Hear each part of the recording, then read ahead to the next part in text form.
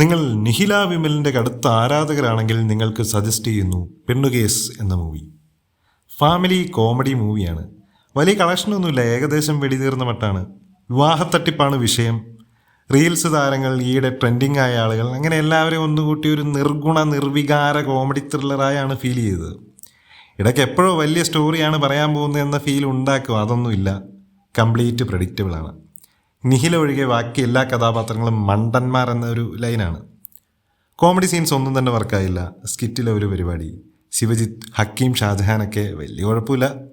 കണ്ണൂറുകാരുടെ ഈടെ സിനിമയിലുടനീളം കല്ലുകടിയായിരുന്നു. നിഹിലയുടെ നിസ്സംഗഭാവം ചിലയിടത്തൊക്കെ ഓക്കെ ആയിരുന്നു, എന്നാലും ആവർത്തന വിരസത. എല്ലാവരുടെയും ആസ്വാദനം പിന്നെ ഒരുപോലെ ആവില്ല. നിങ്ങൾക്ക് സമയവും സന്ദർഭവും ഒക്കെ ഉണ്ടെങ്കിൽ കണ്ടു നോക്കുക. നമുക്ക് ശരാശരി തട്ടിക്കൂട്ട് പരിപ്പുവട കോമഡി ത്രില്ലറാണ് കിട്ടിയത്.